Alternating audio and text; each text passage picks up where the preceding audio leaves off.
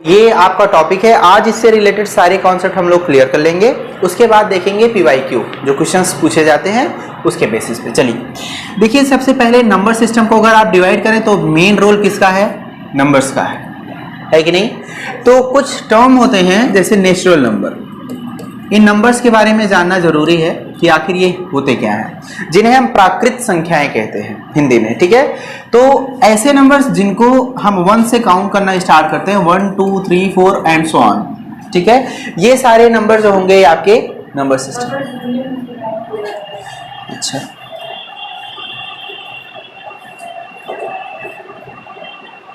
ठीक है, तो नेचुरल नंबर हमें समझ में आ गया। 1 2 3 4 5 6 7 एंड सो ऑन, ऐसे जो नंबर्स होंगे उनको हम प्राकृत संख्या या नेचुरल नंबर कहेंगे।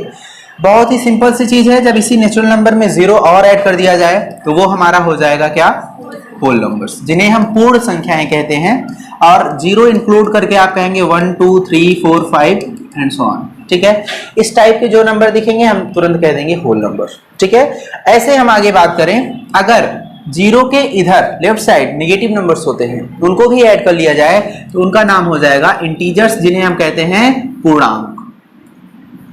ठीक है, जिन्हें हम i से रिप्रेजेंट करते हैं। ध्यान रखिएगा, इन्हें हम कह सकते हैं dot dot dot dot -2 -1 0 1 2 3 and so on. ठीक है, इन्हीं में अगर हम i प्लस की बात करें, मतलब धनात्मक जो आपके पूर्णांक हैं उनकी बात कर रहे हैं, तो ये हो जाएगा आपका 1 2 3 4 एंड सो ऑन। ठीक है, जब हम निगेटिव इंटीजर्स की बात करेंगे तो ये हो जाएगा -1 -2 -3 एंड सो ऑन। ठीक है, एक चीज ध्यान रखिएगा, पॉजिटिव में जैसे ही नंबर्स इंक्रीज होते जाते हैं उनकी वैल्यूज बढ़ती जाती हैं, जबकि इसमें क्या है, इसमें नंबर इंक्रीज होंगे तो वैल्यू कम होती जाती है, डिक्रीज होती है ना। अब इन्हीं नंबर्स में अगर 0 एक ऐसा नंबर है जो ना तो निगेटिव है ना ही पॉजिटिव है, क्योंकि 0 में कुछ भी मल्टीप्लाई कर देंगे आप, आपको 0 ही मिलेगा। ठीक है, चलिए अब इंटीजर्स की बात हो गई, आगे बढ़ते हैं। इन्हीं इंटीजर्स के बाद कुछ नंबर्स ऐसे भी होंगे जो पॉइंट्स में लिखे गए होंगे, जिन्हें हम न्यूमरेटर बाय डिनोमिनेटर के फॉर्मेट में लिखते हैं, जिनका नाम होता है रेशनल नंबर, जिन्हें हम क्या कहते हैं? परिमेय संख्या। ठीक है, और ये परिमेय संख्याएं जो होती हैं इन्हें आप लिख सकते हैं 0.2 है ना, या 2/3 7/9 11/7 है ना, एंड सो ऑन। इस टाइप के जो नंबर्स, ऐसे तमाम नंबर जिन्हें हम क्या कर सकें, p/q के फॉर्मेट में लिख सकें, where q is not equals to 0 होगा, तो ऐसे नंबर्स क्या कहे जाएंगे? हमारे रेशनल नंबर या परिमेय संख्याएं कही जाएंगी, है ना। अच्छा, आगे बढ़ते हैं, यहां तक कोई डाउट नहीं है? देखिए, इसके बाद आप बात करें तो क्या होगा कि परिमेय संख्याओं के बाद अब इसी में इंक्लूड कर लेते हैं, डिवाइड करते हैं इवन नंबर के फॉर्मेट में। इवन नंबर जिन्हें हम सम संख्या कहते हैं। ठीक है, तो सम संख्याएं कौन सी होती हैं? जो 2 से कंप्लीट डिविजिबल होती हैं, जैसे 2 4 6 8 10 एंड सो ऑन। ठीक है, इस टाइप के नंबर्स जो हैं वो क्या हो जाएंगे? हमारे इवन नंबर या सम संख्याएं कही जाएंगी। आगे बात करते हैं, ऑड की बात करते हैं, जिन्हें हम विषम संख्या कहते हैं। ठीक है, तो ये हो जाएंगे 1 3 5 7 एंड सो ऑन। ठीक है, इस टाइप के जो भी नंबर हमें दिखेंगे वो सब के सब ऑड नंबर्स बोले जाएंगे। इनके बाद आपसे बात की जाए तो यहां तक कोई डाउट नहीं होगा, है ना। देखिए, इसके बाद आप देखेंगे, जैसे इनमें हमने रेशनल की बात कर ली, रेशनल के बाद अब आ जाते हैं इर्रेशनल, है ना। तो इर्रेशनल के कौन से नंबर्स होते हैं? ऐसे नंबर जिन्हें हम p/q के फॉर्मेट में नहीं लिख सकते हैं, ऐसे नंबर्स को क्या कहेंगे हम? इर्रेशनल। जैसे √2 √3, एक पाई भी होता है, नॉन रिकरिंग डिपॉजिट नंबर होता है ना। तो इसलिए ध्यान रखिएगा, पाई भी एक इर्रेशनल नंबर है।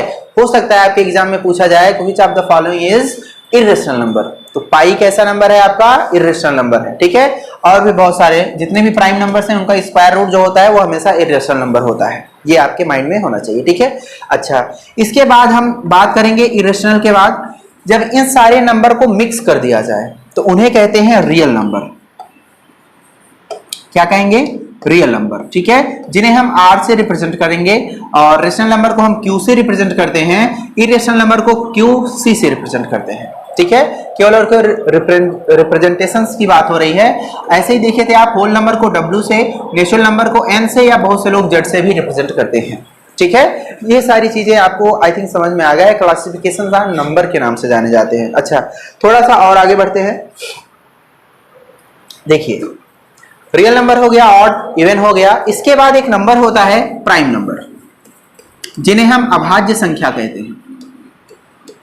ठीक है, अब अभाज्य संख्याएं ऐसी संख्याएं होती हैं जो एक से और खुद के अलावा कभी किसी और से डिविजिबल नहीं होती है ना, जिनमें और किसी संख्या से भाग नहीं दिया जा सकता।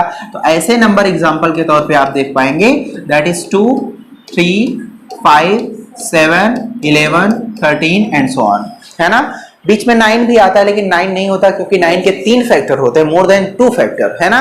1 है, 3 है, 9 है, इसलिए वो नहीं होगा।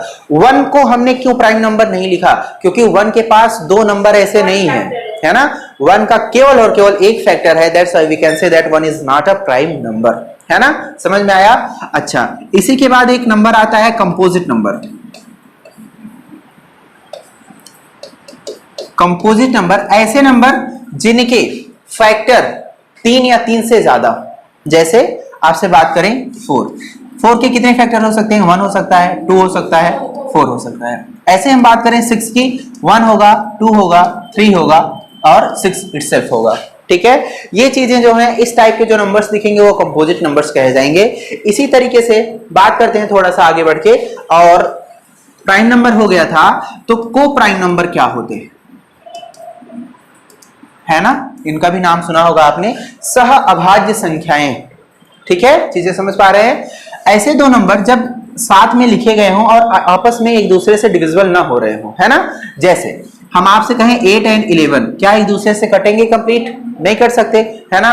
जैसे 3 एंड 10 एक दूसरे से कट सकते हैं क्या, नहीं कर सकते हैं। इन्हीं को कहते हैं को प्राइम नंबर्स, है ना। जैसे 3, 5, जैसे 7, 9, ऐसे बहुत सारे नंबर्स होंगे जो एक दूसरे से नहीं कटेंगे, इन्हीं को को प्राइम नंबर्स बोल दिया जाएगा। आई होप यहां तक सबको समझ में आ गया, है ना। तो ये क्लासिफिकेशन ऑफ नंबर था। यहां तक अगर किसी को डाउट है कोई भी बात तो वो पूछ सकता है, कोई डाउट नहीं, आगे बढ़े। ठीक,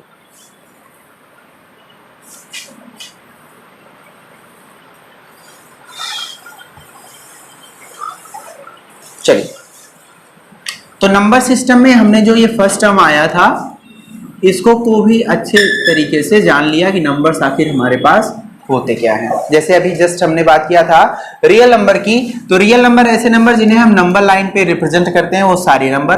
तो इधर कौन से होते हैं, निगेटिव नंबर्स होते हैं, इधर कौन से होते हैं, पॉजिटिव नंबर्स होते हैं। अब इनमें 0.5 भी हो सकता है, इनमें 1 हो सकता है, इसमें यही कहीं पे लाई कर रहा होगा 1.414, जिसे √2 आप कहते हैं। ठीक है, यही कहीं लाई कर रहा होगा √5, है। ये रेशनल नंबर भी इसमें इंक्लूडेड होते हैं, ये चीज ध्यान रखिएगा। अच्छा, अगर देखा जाए तो रियल नंबर सबसेट होता है किसका, z का। z क्या है, z is a complex number that is noted as a plus IB। अब ये कौन सा नया मुद्दा आ गया, है ना।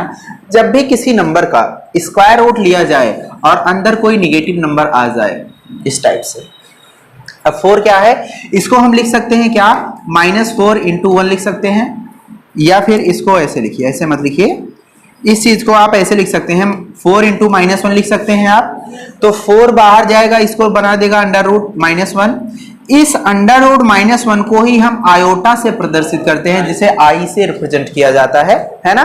और यही चीज हम यहाँ पे लिखते हैं a + IB। जैसे कोई नंबर है 2 + I3 या 3i, जो भी आप समझे आप, तो इस टाइप के जो नंबर्स होते हैं वो कॉम्प्लेक्स नंबर में होते हैं। अच्छी बात है, कॉम्प्लेक्स नंबर आपके सिलेबस में नहीं है तब तक, जब तक आपका optional subject as a maths ना हो, है ना। तब तक आपका जो है ये कॉम्प्लेक्स से कोई लेना देना नहीं। रियल नंबर तक आप जानते रहिए। हाँ, ये छोटी सी बात आपको पता होना चाहिए, रियल नंबर जो होता है ये सबसेट होता है किसका, z का। z is the complex number. Clear है। चलिए आगे बढ़ते हैं। अब हम लोग जो पहली चीज है पढ़ने चल रहे हैं, दैट इज डिविजिबिलिटी रूल।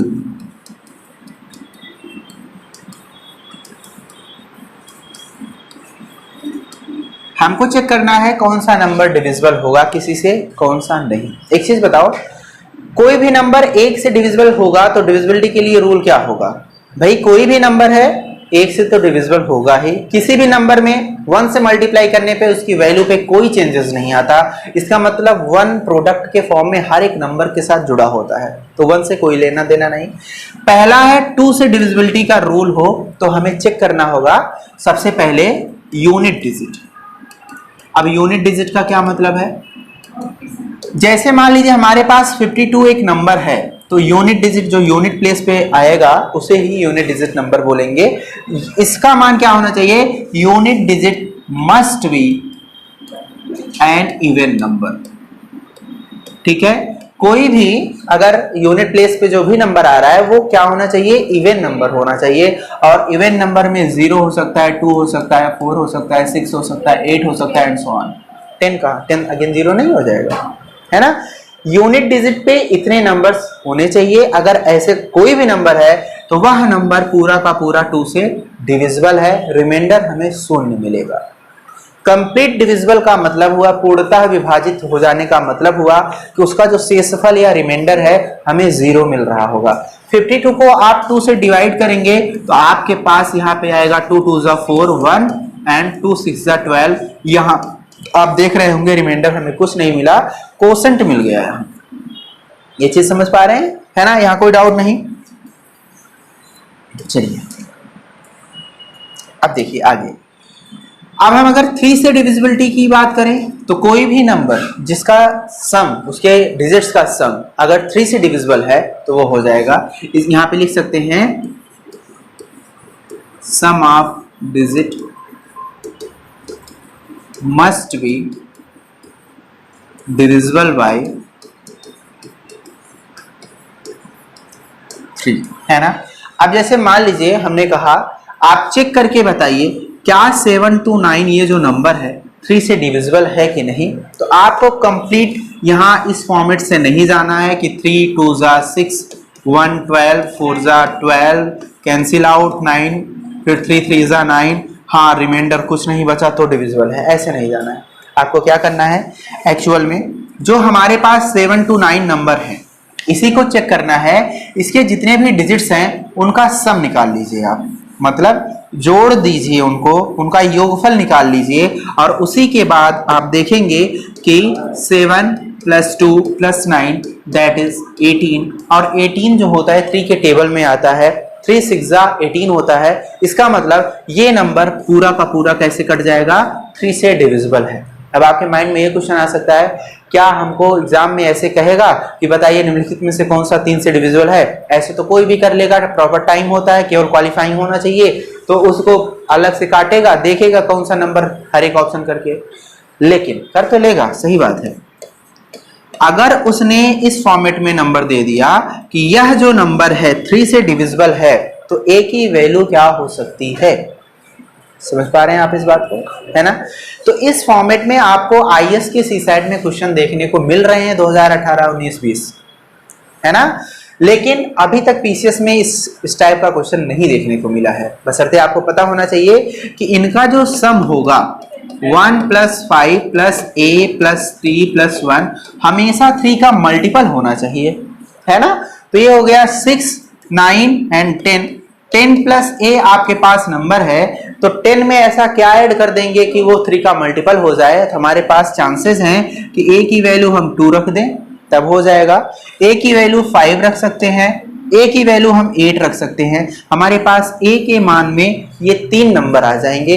जैसे यहाँ पुट करेंगे वो पूरा का पूरा नंबर 3 से डिविजिबल हो जाएगा। और ऐसा आपके ऑप्शंस में से इन तीनों में से कोई एक दिख रहा होगा, उसी पे आपको टिक कर देना।